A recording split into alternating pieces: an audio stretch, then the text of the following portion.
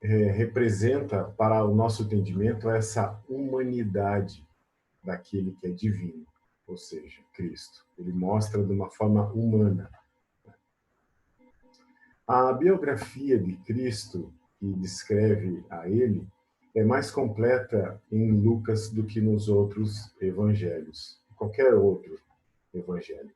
A metade do material deste livro não está nos outros, ou seja, são novos relatos, mesmo ele tendo muitas semelhanças entre si. Muitos dos mais importantes discursos de Cristo se apresentam de uma forma impressionante nesse livro, com incidentes da sua vida que estão registrados nesse evangelho. É a biografia mais complexa de Cristo, como o Filho do Homem, cheio de compaixão pelos pecadores e pelos humildes. E é com intenção de destacar Cristo como Filho do Homem que Lucas narra os eventos reforçando a sua humanidade, ou seja, ele, Cristo, em carne e osso, popularmente falando. Sua genealogia é traçada até Adão, que é descrita lá em Lucas capítulo 3, do versículo 23 ao 31. É esse evangelho que registra mais detalhadamente os eventos em vida do seu nascimento, da sua infância e da sua mocidade. São muitas parábolas, como eu falei anteriormente, que têm um tom mais humano. Contudo, Lucas não se esquece, de forma alguma, a glória da divindade e da majestade que Cristo é.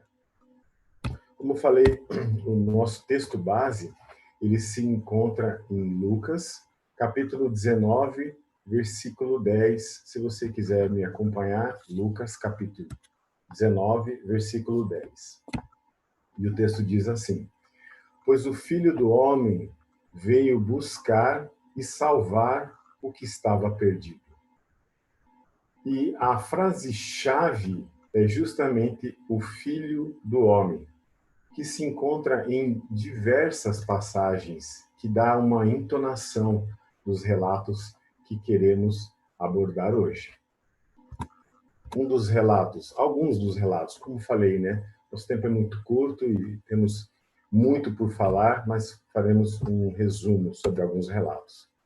Em Lucas, capítulo 5, versículo 24, a palavra diz assim: Mas para que vocês saibam que o Filho do Homem tem na terra a autoridade para perdoar pecados, disse ao paralítico: Eu digo a você, levante-se, pegue a sua maca e vá para casa. Como eu falei, Lucas não esquece da autoridade de Cristo. E Cristo aqui perdoa os pecadores. Ele tem toda essa autoridade para perdoar os pecadores. Em Lucas 6, 22, a palavra diz assim: Bem-aventurados serão vocês quando os odiarem, expulsarem e insultarem e eliminarem o nome de vocês, como sendo mal por causa do Filho do Homem. Bem-aventurados somos nós que temos a oportunidade de falar da palavra de Cristo. Sabemos que seremos muitas vezes odiados. Eu mesmo ontem tive a oportunidade de falar sobre a grande alegria que é fazer parte do reino de Deus e saber que Cristo é o intermediador de tudo isso. Então, somos bem-aventurados quando nós podemos falar de Cristo às outras pessoas.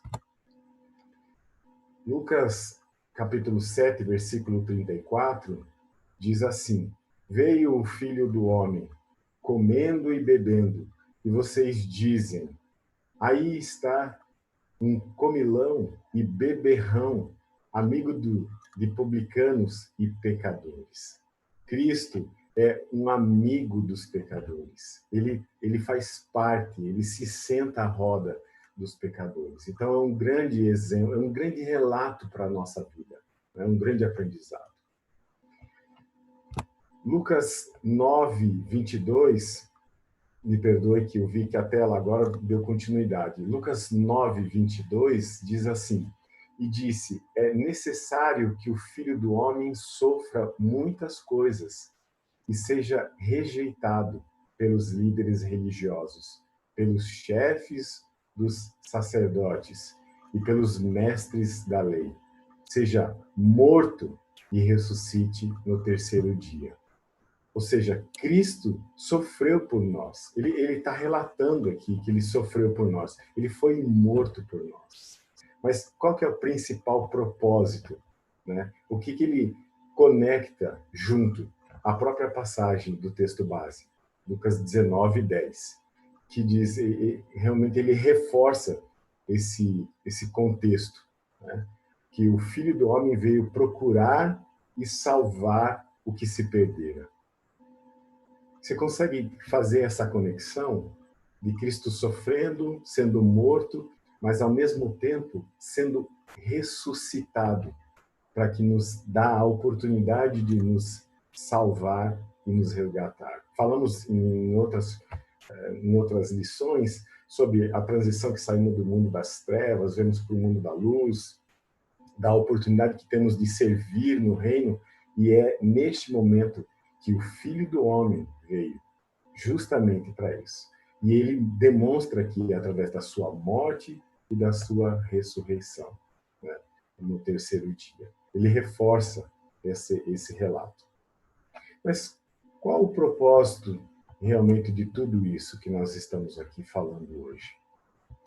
O propósito é que uma evidência interna indica que o livro foi escrito especialmente aos gentios. O livro é próprio para os gregos. Esta dedução decorre do fato que o escritor se esforça para explicar sobre costumes da época. Isso são relatos do próprio livro.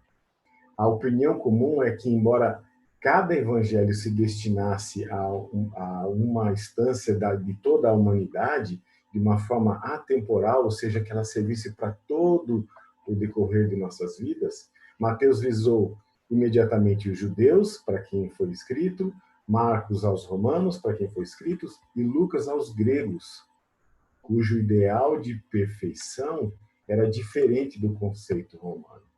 E o que isso representa para nós? Enquanto a nós entendemos que a sua missão era educar e levar ao aperfeiçoamento do homem. Ou seja, todo esse relato, toda essa descrição que ocorre no livro de Lucas é justamente Cristo querendo nos educar e nos levarmos a sermos pessoas melhores, né? Para que possamos realmente ser multiplicadores de tudo que Cristo tem nos ensinado através da sua vida, e nesse contexto, uma vida humana. Né? E por quê? E por que Cristo quer justamente tudo isso? Porque ele nos tem como seus filhos. Nós somos filhos de Cristo Jesus. Nós não podemos esquecer, nós decorremos dessa genealogia. Né? Nós fazemos parte de tudo isso. Nós damos continuidade a todos os primórdios desde o início de Adão e Eva. Né? Então, nós fazemos parte. Então, ele quer com que, neste momento que ele nos ensina, nos educa, nos aperfeiçoa, nos aprimora, e nós temos a oportunidade de termos esse crescimento, de sermos também chamados de filhos. Né? Cristo, o Filho do homem, né? O Filho da grande referência, né? Que nós temos. A ênfase especial de Lucas é sobre essa humanidade de Cristo. Por isso, com base, isso nos serve de base de aprimoramento para nossas vidas. Até hoje. Até hoje. Como eu falei, ela é atemporal. Né? E demais vidas que virão, né? Até a eternidade ou até mesmo que Cristo volte. Como eu disse anteriormente, muitos estudiosos apresentam o Cristo como o Filho de Deus. Porém, de algum modo, demonstra sua simpatia a sua preocupação pelos fracos, pelos sofredores, pelos pecadores. No livro de Lucas, o Evangelho do Filho do Homem, mostra-se o coração de Cristo. Ele desvenda em série de manifestações da sua compaixão, da sua ternura e o seu amor. Desde o relato revelado como Cristo como criança, que se encontra lá em Lucas capítulo 2, versículo 40 e versículo 2:52. Lá tem um relato de Cristo como criança. Por fim, mostra que seu coração humano que não se modifica nem na sua morte, nem na sua ressurreição. Ele continua sendo o Filho do Homem. E quais são as aplicações para a nossa vida, nós olhando esses breves relatos? Cristo, no seu relato como Filho do Homem, em um trato humano, nos ensina que devemos seguir ele nos seus melhores exemplos que vemos aqui relatados. E só são melhores exemplos. Um dos exemplos, as orações de Cristo. Né? Em Lucas, capítulo 3, 21, o próprio Cristo, no seu batismo, ele ora por uma nova vida no reino. Né? Em seu próprio batismo, Cristo ora. Nas dificuldades do próximo, em Lucas capítulo 5, onde Jesus retirava-se para lugares solitários e estava orando, porque ele tinha visto a dificuldade das pessoas e naquele momento ele se afastava para orar. Né? Nas escolhas que ele tinha que fazer, antes de escolher os discípulos, em Lucas, capítulo 6, versículo 12, num daqueles dias, Jesus saiu para o monte a fim de orar e passou a noite orando a Deus. Por quê? Porque ele tinha que fazer uma escolha. Ele passava tempo orando. A transfiguração que ocorria, né, em Lucas, capítulo 9, versículo 29, diz assim: enquanto orava, a aparência do seu rosto se transformava e as suas roupas ficaram alvas e resplandecentes como o brilho de um relâmpago. Cristo se transfigurava na presença do Senhor em oração. São aplicações para a nossa vida, são reflexões que devemos sempre fazer do que Cristo está querendo nos relatar aqui. Pelos outros, em Lucas 22, 32, diz assim: mas eu orei por vocês, para que a sua fé não desfaleça, e quando você se converter, fortaleça aos seus irmãos. Cristo estava orando por Pedro nesse momento, para que ele não se desfalecesse, para que ele ficasse cada vez mais fortalecido. É uma grande aplicação para a nossa vida, orarmos uns pelos outros. Isso é um exemplo muito prático do que Cristo está nos ensinando aqui com a sua vida. Nas angústias do próximo, lá no jardim do Getsemane, em Lucas 22, 44, a palavra diz assim: estando angustiado, ele orou ainda mais intensamente, e o seu suor era como gotas de sangue que caíam no chão. Forte essa passagem. A angústia de Cristo por todas as pessoas, a ponto de ele chorar lágrimas de sangue. São aplicações maravilhosas para a nossa vida. E, obviamente, que, até como eu falei no livro de Marcos, quando Cristo na cruz morreu por nós, ele nos demonstra o sofrimento que ele teve, o seu próprio sofrimento na cruz. Em Lucas 23, relatado, Lucas 23, 46, diz assim: Jesus bradou em alta voz: Pai, nas tuas mãos entrego o meu espírito. Tendo dito isso, expirou. Então, muitas aplicações para a nossa vida. Uma descrição geral de Cristo aqui nesse contexto, que o retrato que Lucas apresenta Cristo é de um homem perfeito. e esse que ultrapassa o, o mais elevado ideal para as nossas vidas. Ele demonstra para nós de como que nós devemos ser melhores e maiores, mais parecido com Cristo. Embora no livro ele fale da divindade de Cristo, diferente para nós seres humanos, mas a ênfase está mais na perfeição da sua humanidade. Cristo, um homem perfeito, como no meio de todos nós. Como devemos buscar diariamente sermos, ou seja, sermos mais parecidos com Cristo. Cristo é o amigo dos pecadores, dos desprezados, e veio buscar e salvar os perdidos. Isso tudo relatado no livro de Lucas. Tantas passagens que nos demonstram todo o seu sofrimento, toda a sua vida de oração e a sua entrega em favor de todos nós. E ele fez isso tudo, morreu na cruz, ressuscitou justamente para nos resgatar. E desde o começo das lições nós estamos falando sobre isso. Então, essa é uma grande mensagem que temos para a nossa vida. Lucas nos apresenta o semblante de um homem humano, um ser humano, um homem perfeito que em nenhum dos outros evangelhos somos levados tão perto de Deus. Ou a nós é revelado tão claramente Cristo como Filho de Deus.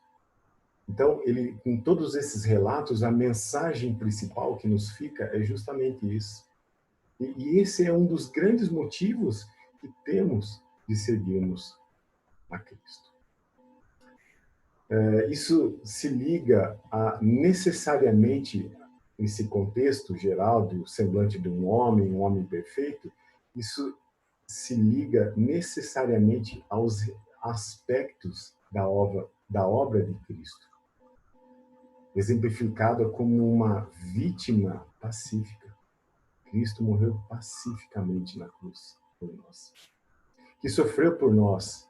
Também foi apresentado nos outros evangelhos anteriormente de outras formas, mas aqui mais próximo. Porque aqui ele está encarnado como um ser humano.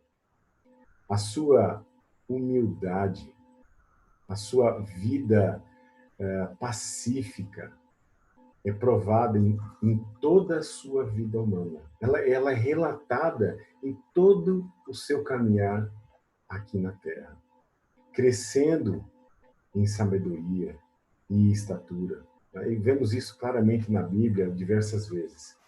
Um homem constante em oração, como nos foi apresentado aqui. E no meio de tudo, vemos ele perfeito na obediência aos mandamentos do Senhor, à lei. Já falamos sobre isso anteriormente. Uma forma humana nunca vista antes. Uma forma de um ser humano nunca, naqueles tempos, nunca se dessa forma apresentado. Um homem perfeito. Que nos serve de exemplo, que prova o amor de Deus pelo homem, porque ele deu Cristo para morrer na cruz por nós. Colocou ele na cruz. Ele morreu e foi ressuscitado. Para que nós pegamos todos esses exemplos e podemos nos aperfeiçoar cada dia com todos esses relatos, com todas essas descrições que nós temos. Aqui Deus e os homens se encontram. Aqui, nesse contexto do livro de Lucas, Deus e os homens têm a oportunidade de se encontrar, porque temos Cristo da forma humana. Olhando as bem-aventuranças para os homens, tudo aquilo de bom que Cristo fez, a qual enche os nossos corações de vida e é um exemplo para a responsabilidade de vivermos da mesma forma. Então nós temos essa incumbência essa corresponsabilidade. E se nós estamos aqui buscando aprender cada vez mais de um exemplo a ser seguido, nada melhor do que isso. Um pensamento. A Bíblia, ela nos relata a vida de Cristo, mas em outros livros, ela nos deixa passagens, versículos, para que nós possamos fazer a conexão de todo o nosso entendimento. Em Hebreus, capítulo 1, versículo 1 e 2, diz assim: há muito tempo, Deus falou muitas vezes, e de diversas maneiras, aos nossos antepassados, por meio dos profetas. Mas nesses últimos dias, falou-nos por meio do Filho, a quem constituiu o herdeiro de todas as coisas e por meio de quem fez o universo. Deus fala sobre o seu Filho, ele que se tornou carne, viveu entre nós, o Filho do homem, o Filho do próprio Deus. E eu convido você a se debruçar nas Escrituras e buscar o seu aperfeiçoamento diariamente, para que possamos crescer espiritualmente e possamos ser melhores cristãos neste mundo. Eu convido você neste momento a orar comigo para que possamos seguir esse exemplo de Cristo, um homem perfeito que a todo instante estava orando. Oremos. Pai, em nome de Jesus, queremos te dar graças, Pai, por Senhor ter entregue seu Filho, Cristo, para morrer na cruz por nós, pecadores. E por intermédio da vida dele, Pai, por todos os exemplos da vida dele, nós hoje temos acesso à vida eterna. Temos acesso, Pai, a viver no teu reino, um reino onde somos extremamente abençoados e podemos ser exemplo no meio da multidão. Pai, obrigado por nos aperfeiçoar e nos aprimorar à luz das tuas escrituras, Pai. Que possamos sempre estarmos nos dedicando ao estudo e, obviamente, Pai, ao ensino, para que mais pessoas busquem o teu reino. Graças te damos sempre por Cristo Jesus, e é em nome dele que oramos. Amém. Cristo é o Filho do homem exemplar de como viver uma vida bem-aventurada. Que tenhamos um ótimo culto de adoração ao nosso Senhor.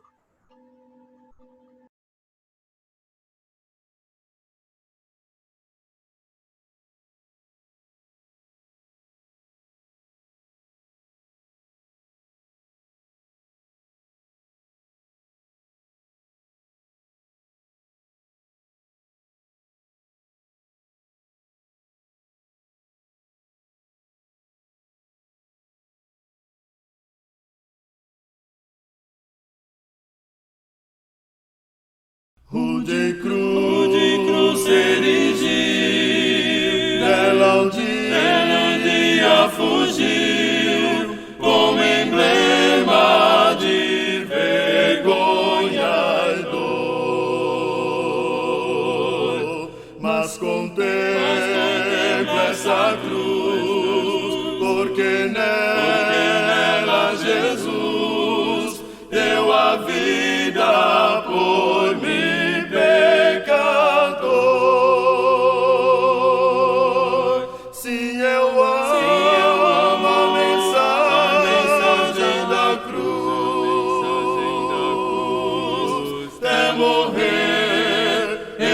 Vou proclamar, levarei eu também minha cruz,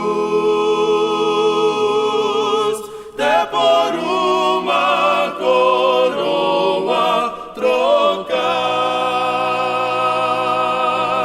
desde a glória dos céus, o Cordeiro Calvário humilhante baixou. Essa cruz tem pra mim atrativo sem fim, porque nela Jesus me salvou. Sim, eu amo a mensagem da cruz, até morrer eu a vou proclamar. Levarei eu também minha cruz, até por uma coroa trocar. Nesta cruz padeceu e por mim já morreu, meu Jesus para dar-me o perdão. E eu me alegro na cruz, nela vem graça e luz para minha santificação. Sim, eu amo a mensagem da cruz, até morrer eu a vou proclamar. Levarei eu também minha cruz, até por uma coroa trocar. Eu aqui com Jesus, a vergonha da cruz, quero sempre levar e sofrer. Cristo vem me buscar e com ele no lar uma parte da glória hei de ter. Sim, eu amo a mensagem da cruz, até morrer eu a vou proclamar. Levarei eu também minha cruz, até por uma coroa trocar, até por uma coroa trocar.